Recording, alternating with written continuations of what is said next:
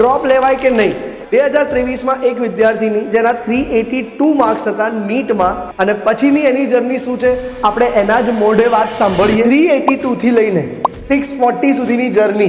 ઘરવાળા સપોર્ટિવ હતા તો ચાલી ગયું. 382 આવ્યા ત્યારે મન બનાવવા રિઝલ્ટ માટેનું મન કે હવે નીટ કરવું જ છે અને ડોક્ટર બનવું છે નક્કી કરવામાં કેટલો ટાઈમ. અને અત્યારે તમે કઈ કોલેજમાંથી કયા વર્ષમાં છો? જ્યારે તમે ડ્રોપર યર લીધું કઈ બેચમાંથી? અત્યારે જ્યારે આમ તમે કોલેજમાં જાઓ છો ત્યારે આ વ્હાઇટ એપ્રન ને સ્ટેથોસ્કોપ થી શું ફરક પડે છે? બેટા ડ્રોપ લેતી વખતે તમે શું એવી સુધાર્યું, ભૂલો સુધારી કે જે તમે પહેલા કરી હતી અને હવે પછી શું સુધાર્યું? અત્યારે જે વિદ્યાર્થી કદાચ ડ્રોપ લેવા માંગતા હોય, જાણે છે કે મારી આ ભૂલ છે, મહેનત ઓછી કરી છે, તો શું એ લોકો ડ્રોપ લઈ શકે? એક ડ્રીમ હોય તો. અને યકીન બેચની કોઈ આમ તમારો ફેવરિટ સબ્જેક્ટ કયો હતો? કોઈ આમ એવો લેક્ચર કે મોમેન્ટ જ્યારે બહુ જ મજા આવી ગઈ હોય કે આમ થોડું યાદ રહી ગયો હોય એવો કોઈ મોમેન્ટ આમ સાચેમાં ચાલે છે? સ્ટેથોસ્કોપ પછી મારો માપી લેજો એકવાર મારા. હા આવી છે તો આપણે લાભ લઈ લઈએ.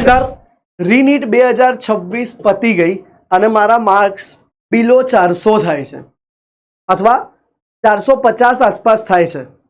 સર હવે શું હું ડોક્ટર બની શકું? સર હવે શું મારે ટોપ કરવું છે, ડોક્ટર બનવું છે તો હું ડ્રોપ લઈ શકું કે ન લઈ શકાય? બેટા આજે રીનીટ પતી ગઈ છે અને હવે તમારા જેવા ઘણા બધા વિદ્યાર્થીઓના મનમાં એ ડાઉટ હશે કે ડ્રોપ લેવાય કે નહીં. તો હું તમને આજે સ્ટ્રેટ અપફ્રન્ટ એક વાત કરવા માંગુ છું. આવો જ એક સવાલ અમને મળ્યો હતો ઈસવીસન 2023માં. યસ, 2023માં એક વિદ્યાર્થીની જેના 382 માર્ક્સ હતા નીટમાં અને એને પ્રશ્ન કર્યો હતો કે સર શું મારે ડ્રોપ લેવાય કે નહીં? અને પછીની એની જર્ની શું છે આપણે એના જ મોઢે વાત સાંભળીએ. ડ્રોપ લેવાય કે નહીં? Please welcome doctor Priyanshi Panchal, યકીન નીટ ગુજરાતી 2024 બેચની ટોપર, જેને નીટની અંદર ફાઇનલી 2024માં કેટલા માર્ક હતા? 640. 640. તો 382 થી લઈને 640 સુધીની જર્ની કેવી રહી? એક વર્ડમાં એકદમ જોરદાર. એકદમ જોરદાર. અને બેટા ફર્સ્ટ ટાઈમ જ્યારે તમારા નિયર બાય 382 માર્ક્સ આવ્યા ત્યારે શું વિચાર્યું હતું? ડ્રીમને અચીવ કરવા માટે શું વિચાર્યું હતું? પહેલેથી એવું વિચાર નતો કે ડોક્ટર પર રિઝલ્ટ આવ્યું તો એવું થયું કે હવે કરવું જોઈએ. જો વાંચ્યા વગર મને 382 આવ્યા તો વાંચીને તો આવી શકશે. એટલે પછી વિચાર્યું કે હવે ડ્રોપ લઈ જ લઉં. ડ્રોપ લઈ જ લઈએ. અને ફેમિલીમાં તરત બધાએ હા પાડી કે શું કીધું તું? મમ્મી પપ્પા તો સપોર્ટમાં હતા પણ આમ મતલબ બીજા દૂરના રિલેટિવ્સ હોય તો કહેતા ખોટું વરસ બગાડવું, ટાઈમ વેસ્ટ થશે, નોકરી જલ્દી નહીં લાગે, પૈસા કમાતા જલ્દી, એ બધું હતું આમ થોડું. પણ ઘરવાળા સપોર્ટિવ હતા તો ચાલી ગયું. અને આ ડ્રીમ મક્કમ હતું તારો વિચાર મન મનાવતા રિઝલ્ટ પછી કેટલો ટાઈમ લાગ્યો હતો? નીટ જ્યારે 382 આવ્યા ત્યારે મન બનાવવા રિઝલ્ટ માટેનું મન કે હવે નીટ કરવું જ છે અને ડોક્ટર બનવું છે નક્કી કરવામાં કેટલો ટાઈમ લાગ્યો? જે દિવસે રિઝલ્ટ આવે એ દિવસે આમ લાગ્યું કે હવે હું કરી લઈશ.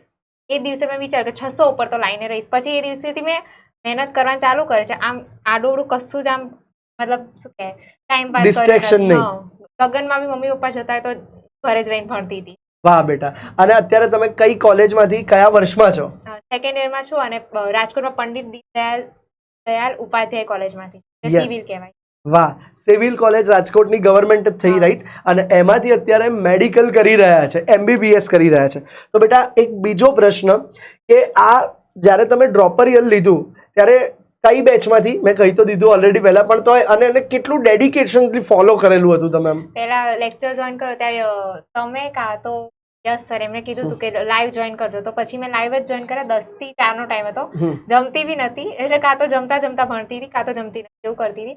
અને 10 થી 4 ભણતી. લેક્ચર જેવા પૂરા થાય એવું પાછું અડધો કલાકનો બ્રેક લઈ પાછું જે તમે ભણાવ્યું એનું રિવિઝન પાછું કરવાનું શરૂ કર્યું. પછી પાછું MCQ એવું જ કર્યું. અને આજે બેચનું નામ પ્રાઉડલી કહી શકો? યકીન 2024. યકીન નીટ ગુજરાતી 2024 બેચની આ સ્ટુડન્ટ જેમણે 382 માંથી 640 લઈ અને પોતાનું સપનું સાકાર કર્યું. બીજું અત્યારે જ્યારે આમ તમે કોલેજમાં જાઓ છો ત્યારે આ વ્હાઇટ એપ્રન ને સ્ટેથોસ્કોપ થી શું ફરક પડે છે? બહુ આમ પ્રાઉડ ફીલ થાય છે. અને આમ તમારા ફ્રેન્ડ્સ ગ્રુપમાં, ફેમિલી ગ્રુપમાં ઘરે તો એકદમ પ્રાઉડ, મતલબ ડોક્ટર આય એવું જ કહેતા હોય છે. વાહ.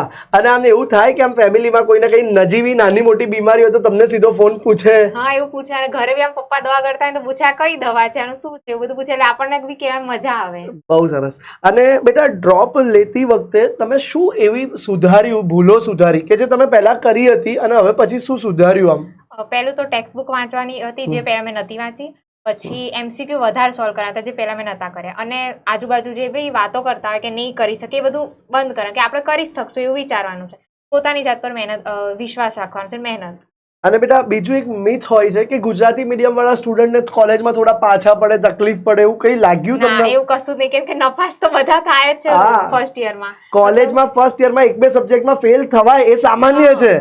કેમ કે બધા પછી ઇક્વલ લેવલ જ થાય છે, ઓલા ઇંગ્લિશ મીડિયમ વાળા ગુજરાતી મીડિયમ વાળા બધા સેમ જ થઈ જાય છે. અને મેઇન છે ને ઇંગ્લિશ એ ખાલી એક્સપ્રેશન કરવા માટેની હા. લેંગ્વેજ છે, તો કોલેજમાં એ બી અત્યારે તો તમને એકદમ એડોપ્ટ થઈ ગયું હશે ને? હા, એટલે હા. ખાલી એમાં બી કોન્સેપ્ટ જ સમજવાનો છે, બાકી તો આપણી જાતે બનાવવાનું છે. વાહ. તો યસ, આ જ છે ડોક્ટર પ્રિયાંશીબેન પંચાલ, જેમને આપણી યકીન નીટ ગુજરાતી 2024માંથી ડ્રોપરમાંથી ટોપર બન્યા. તો અત્યારે જે વિદ્યાર્થી કદાચ ડ્રોપ લેવા માંગતા હોય, નિયર બાય 350 થી લઈને 500 સુધીનું રિઝલ્ટ હોય અને ખરેખર એ વિશ ધરાવે, તો ભાઈ એકવાર તમે કમેન્ટમાં અહીંયા પહેલા જણાવી દો કે તમારા માર્ક્સ કેટલા છે અને તમારે કઈ રીતે પ્લાનિંગ કરવું છે. તો તમને એ રીતે બી આવનારા દિવસોમાં પ્રિયાંશીબેન આપણી સાથે આવી અને એ રીતના બી વિડીયો બનાવશે, તમારા માટે પ્લાનિંગ કહેશે. પણ બેટા અત્યારે એક ગાઈડન્સ એવું આપ કે જો 350 થી 500 ની વચ્ચે માર્ક્સ છે આ વખતે અને એમને જાણે છે કે મારી આ ભૂલ છે, મહેનત ઓછી કરી છે, તો શું એ લોકો ડ્રોપ લઈ શકે? એક ડ્રીમ હોય તો ડેફિનેટલી લઈ શકે, પણ પહેલા પોતાના મનમાં એવું વિચારજો કે તમે કરી શકશો કે નહીં, અને મનમાં એવું જ વિચારજો કે તમે ડેફિનેટલી કરી શકશો. ડોક્ટર જ આમ પોતાને બોલાવજો મનમાં, અરીસાની સામે જોઈને I am doctor, I can, I will બોલજો એટલે થઈ જશે, અને મહેનત તો કરવાની જ છે. અને યકીન બેચની કોઈ આમ તમારો ફેવરિટ સબ્જેક્ટ કયો હતો? કેમેસ્ટ્રી. કેમેસ્ટ્રી. વાહ. તો કોઈ આમ એવો લેક્ચર કે મોમેન્ટ જ્યારે બહુ જ મજા આવી ગઈ હોય કે આમ થોડું યાદ રહી ગયો એવો કોઈ મોમેન્ટ આમ? જે કે સર ભણાવે ત્યારે આગ લગા દે કરતા પછી તમારા લેક્ચરમાં 100% પોલ આવે એ વાળો. વાહ, 100% પોલ આવે અને પોલમાં આમ પોતાનું નામ ટોપરમાં જુઓ, એ જોવા મજા આવતી હતી. ત્યારે મજા આવતી હતી. વાહ. તો ભાઈ જુઓ, આ જ છે આપણા પ્રિયાંશીબેન પંચાલ, અને એમની એક જ એડવાઇસ છે, જો તમે સપનું ડોક્ટરનું, વ્હાઇટ કોટનું, સ્ટેથોસ્કોપનું, એ આ સાચેમાં ચાલે છે સ્ટેથોસ્કોપ? વાહ.